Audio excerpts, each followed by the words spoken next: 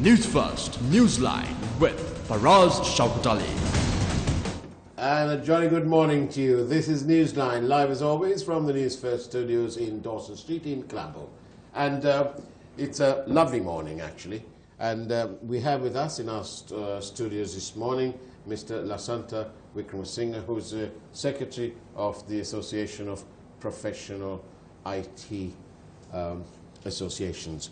Very good morning to you, Mr. Wickramasinghe. Good morning for us. Good morning to you. And your association has got activated because of what? Is it because there's this proposal to permit the entry of foreigners in the IT industry to work in Sri Lanka? Is that bothering you? Of course, because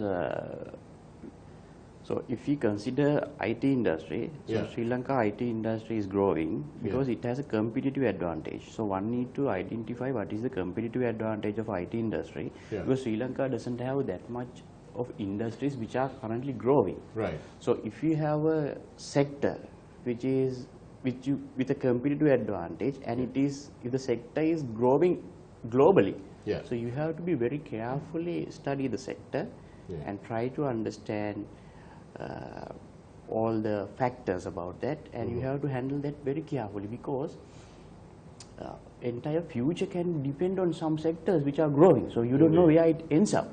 Yeah, so what you're saying is that the IT sector is one of the few sectors in our country that's actually growing. Yes, if you consider its revenue in 2007, it was $1,200,000. Okay. In 2014, it was around $850 million, and in 2007 the workforce was 33,000, and in 33,000, and now it is about 90,000 people, and most of them are graduates. Right. Okay, so you can see the development in the industry. So one need to identify why it is developing. What is the reason? The reason is investment. So people are investing in the sector in Sri Lanka, both local entrepreneurs and foreign direct investments. So why they are investing in Sri Lanka? So what they have said, why they have come to Sri Lanka, having a global giant next to us, India, so with huge workforce, but still they select Sri Lanka for some reason. And what they say is, and what is that? What is our plus point? That is, according to the investors, this is top tier talent and the low cost operation. That is why they have invested in Sri Lanka. And if you consider these two, top tier talent and low cost operation, and you know in the IT industry the cost is also with how much you have to pay for the people, because you don't have heavy machineries in the sector.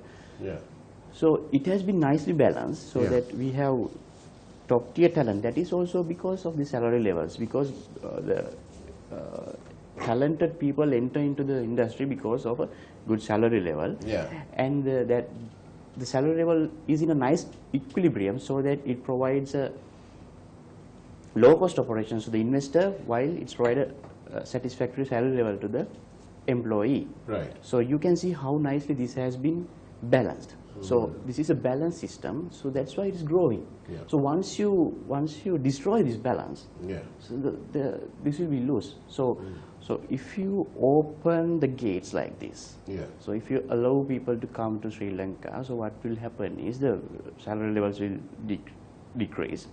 So then the encouragement today is there with the youth to enter into this sector will be decreased. So the talented people won't come to the industry once the salary level dropped. So they will try to find some other jobs. So then, in the investors' point of view, they would have very good reasons to shift their investment to India. So if you drop our talent level, So this talent pool that we have, do we know how much of this IT talent from Sri Lanka is exported at the moment? You mean in the number of people? Number of people. I don't have exact numbers, but I think about 10% or something like that migrating. So that has been another issue. That's migrating on a temporary basis, or basically on the regular basis. So I mean, long term. Long term, and they get their families. So that means there's a sort of a brain drain from Sri Lanka.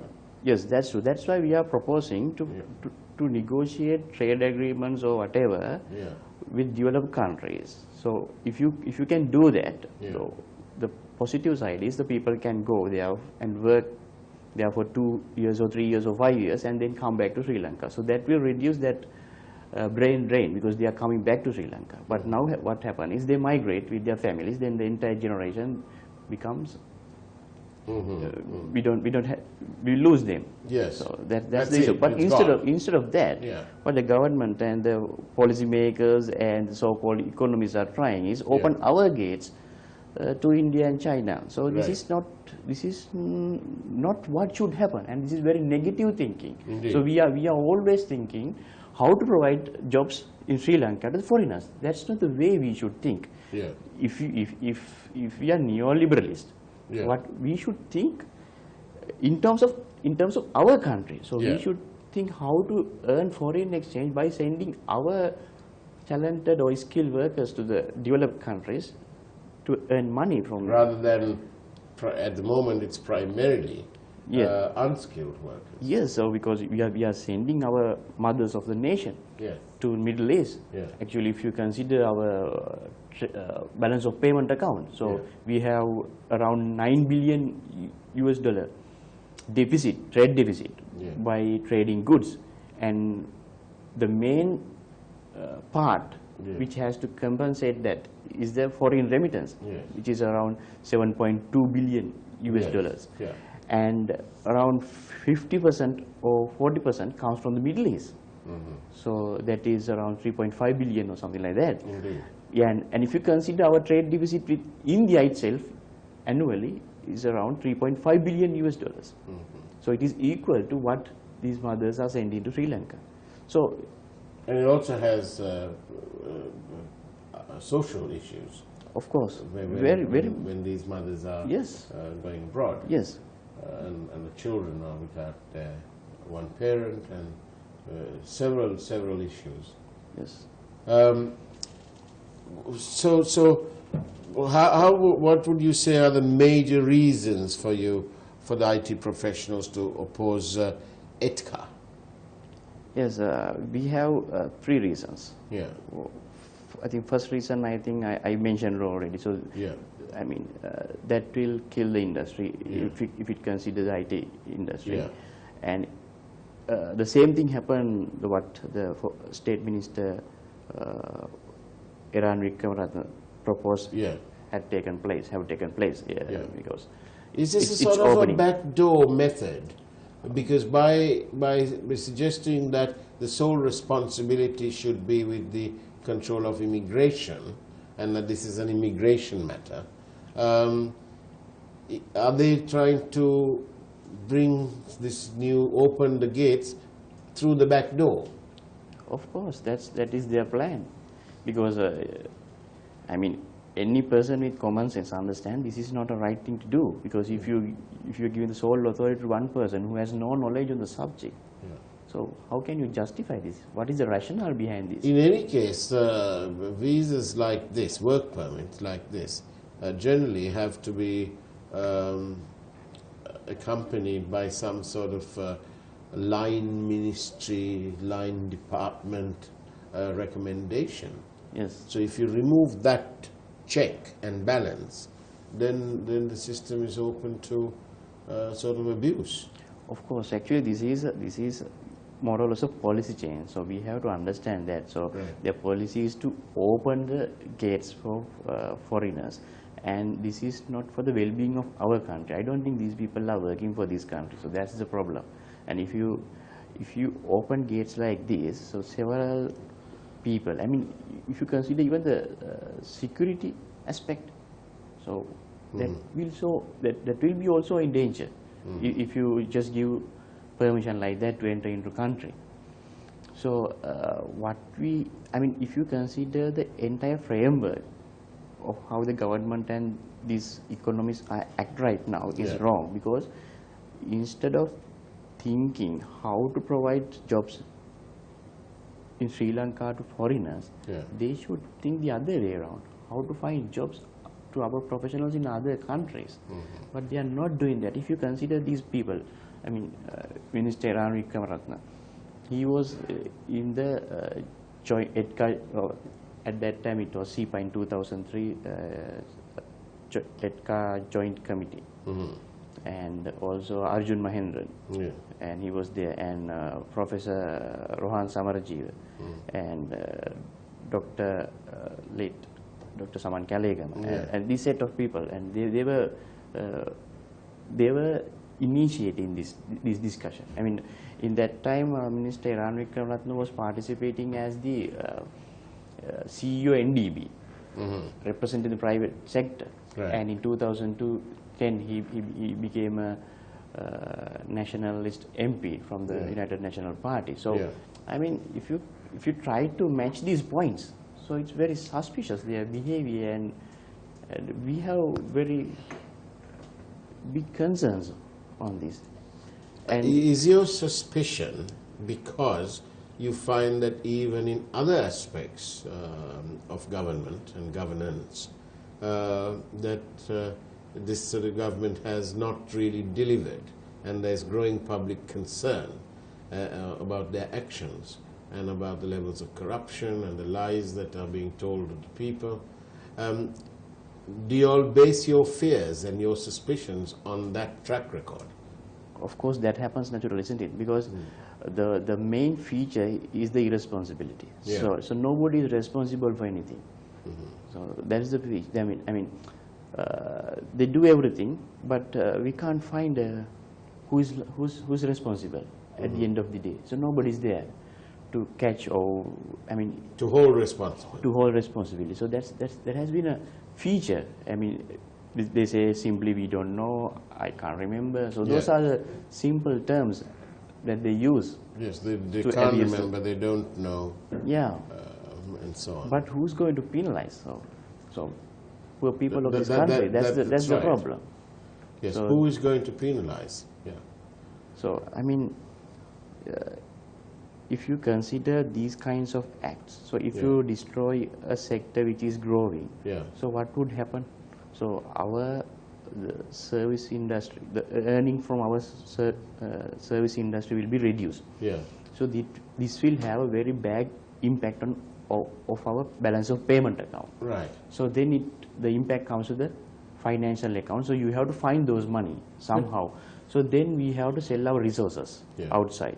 So those resources, like ports or airports or whatever, those have the ability to earn money annually. So in order to fill the deficit in 1 year, you have to sell an asset. So that will be a continuous problem. So then how, in the next year, what are they going to sell? So that's the problem. So therefore, we have to be, as citizens, we have to take some actions now. I mean, if we are just blind and if we are just watching what is happening, we in the future, we will feel that we did a mistake by not speaking out. I mean, that has been a problem among professionals also. Some professionals are there to come and speak, even though they see the truth. So our organization is not such. So if we see something wrong, so we come out and speak. So I think that is the need of the hour. Do you feel that why do you think that the government is saying things like, why do you think that Mr. Wickramaratne is saying that? You know, let's bring in more people. He doesn't say that, but that's the effect. So in effect, they're saying, let's open the gates, let anyone come in. Why do you think that they are saying this? What's the reason? Is there some deal in this, or what? It's not like the bond. You know, with the bond you can say this was done, the money was made, the EPF lost or didn't make as much, and so on. So in this particular instance, why do you think the ministers are making such what appear to be irresponsible statements? I think the best person to ask this question is them, not me. But what I can but say what is the impression it's created in your mind? Yeah. When you see this decision, surely you must be thinking, well, why are they saying this? Yes, okay, that's what I said. So if you consider they were in the joint committee, SIPA joint committee, and then representing private sector, then they became nationalist ministers, and then now suggesting to do this in a other way around. So if you consider this ETCA agreement, there is a big opposition, and people are opposing the agreement. So do you feel that the government has had enough discussions with the stakeholders? No, the stakeholder participation is minimal. So, I mean, for chambers, some chambers, there are many importers. Right. So, actually, those chambers are not the real stakeholders when you are importing goods. I mean, they are stakeholders, but if you just import a finished good and sell in this country, then that is not what, that should not be the main focus of the government. So you have chambers where the office bearers are main importers. So then if you want to discuss as a government, so you go and discuss with that particular chamber, and then you say, yes, we got the stakeholder participation. That is not what should happen. So when you consider stakeholder, it's not only the chambers like that. So there are local entrepreneurs, and also there are professionals, and the civil society, and all are stakeholders. So that stakeholder consultation is a must in this kind of acts. Now, Mr. Wickremesinghe, now in the IT and the BPO industry in Sri Lanka is less than 2% of GDP, is what a question being posed by a viewer. In India, it is around 7% of GDP. What is holding Sri Lanka's IT back? I think this question is wrong. I don't know the numbers, but if you consider this, our service industry, the second largest net revenue is earned from the IT industry next to tourism. Right. So we can't say it is holding back. So it is a growing industry. So but basically, what can be done more, I think, is what the viewer is asking. How can we get it going more? How can Sri Lanka's IT industry contribute more than the 2% of GDP? Yeah, it was actually, that's what I was mentioning, it was growing. So so we have to, we should first not disturb that growing. So that's the first thing. So if something is growing, just let it grow. And you have to make the investor confidence in this country. If you are trying to bring in reforms each and every day, then the other day another reform, then investor confidence gone. What you're saying is you need consistency. Consistency, exactly. And also try to improve the ease of doing business. Some office spaces around the cities.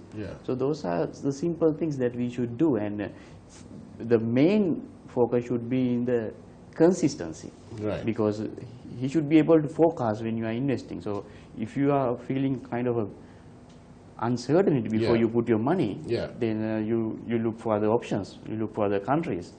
So that is the problem right now. So what would ETCA's impact be overall on the economy in Sri Lanka, in your view then?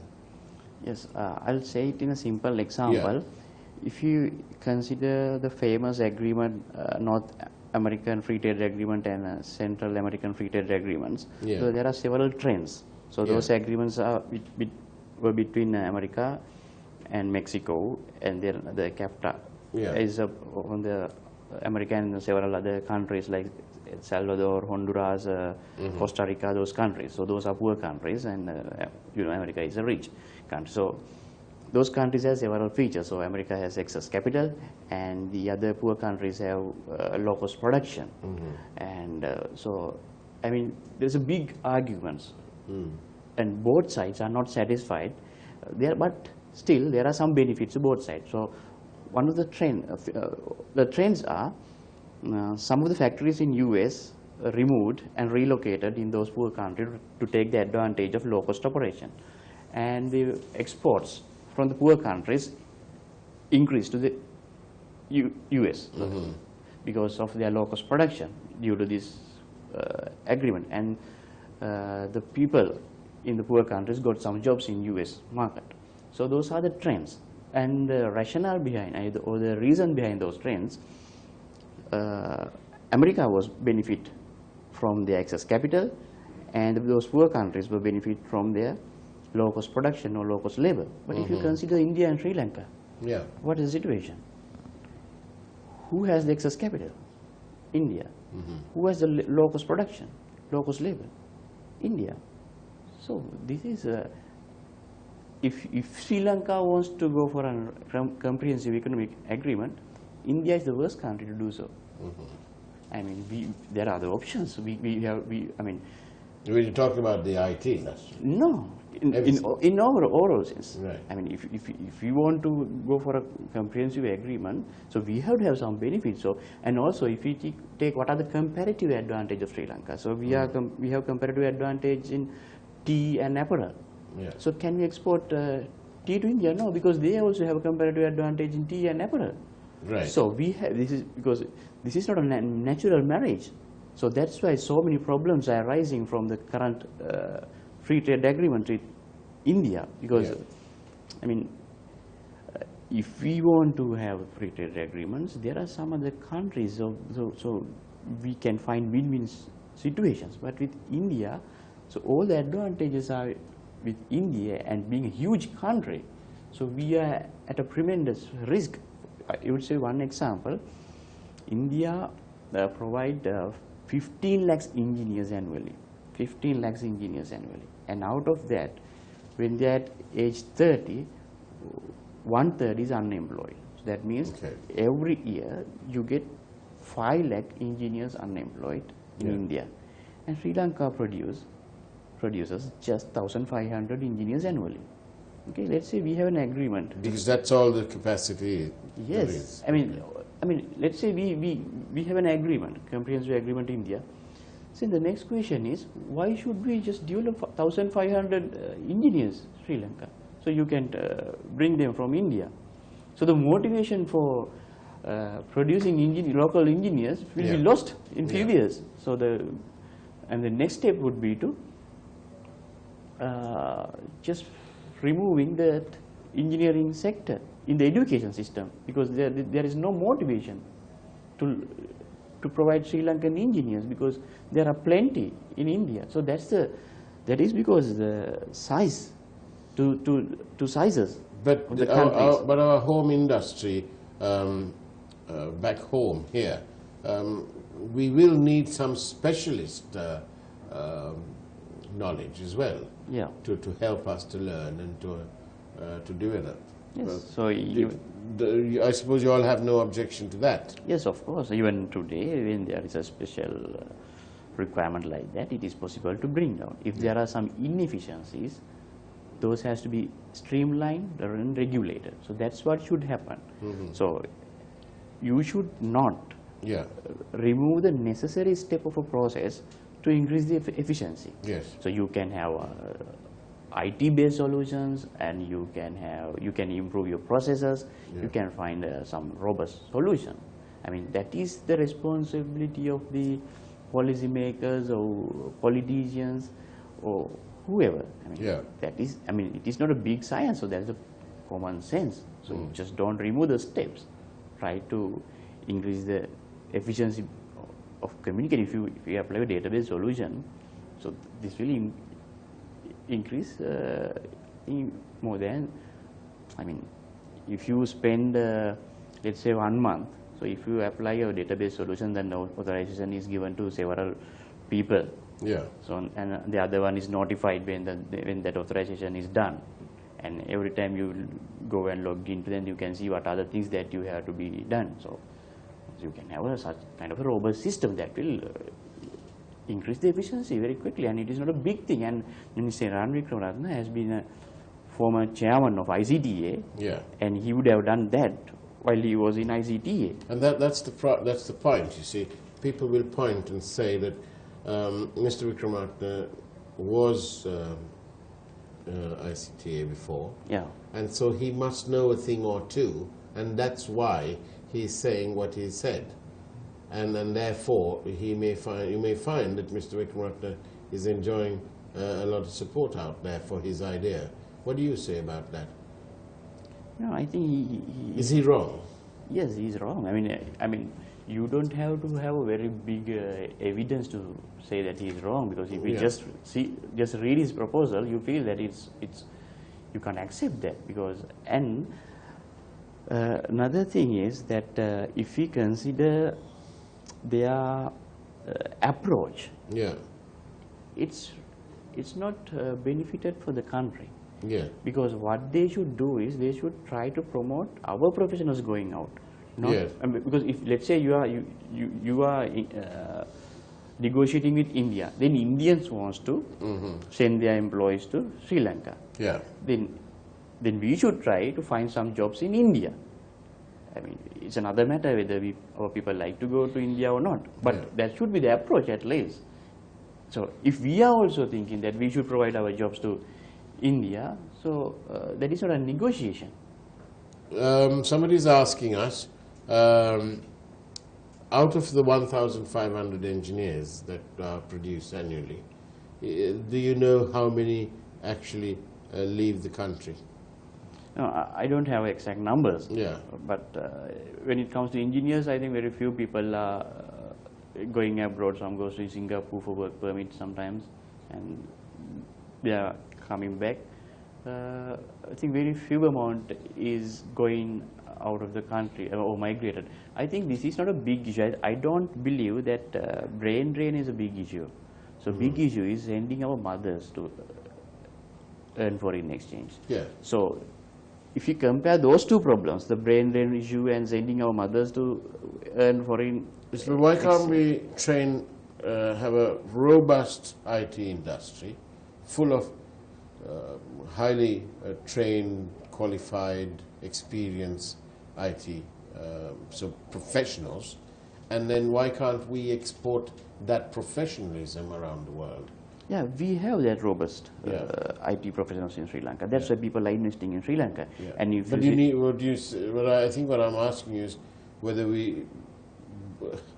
what is being done to grow that to a greater level, so that then the foreign remittances we won't have to be so dependent on, as you say, the mothers of this country going out to work. Yes, actually, if you see the stats, the number of graduates that we produce each year has been increasing. Right. So just show the graph. So this is how it has been increasing. Right. Increasing annually. Yes. And if you look at 2014, we have produced around 7,000 IT graduates. Right. And the entire demand was around 6,000. So you fulfill that? Yes. Right. So and this is the source is National ICT Workforce Survey 2013. Right.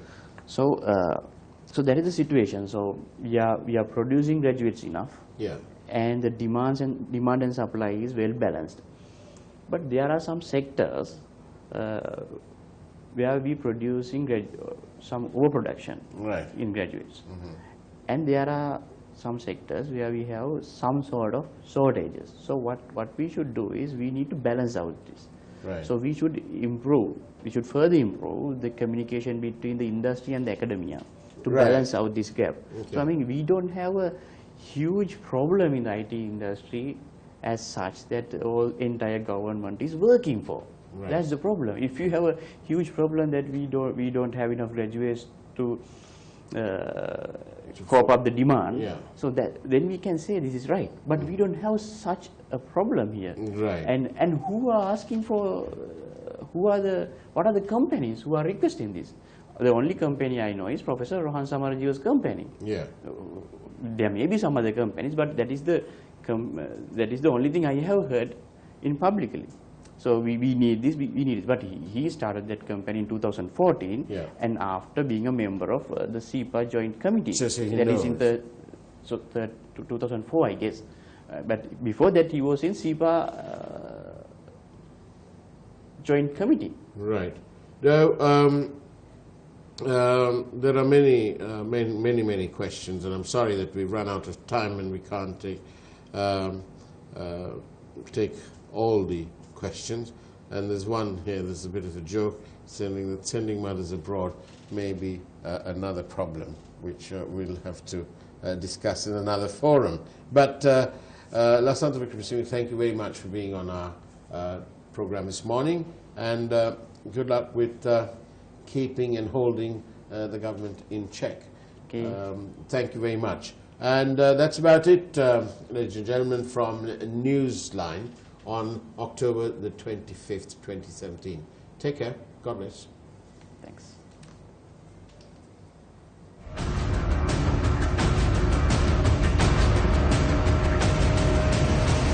News First, Newsline with Faraz Shaukat Ali.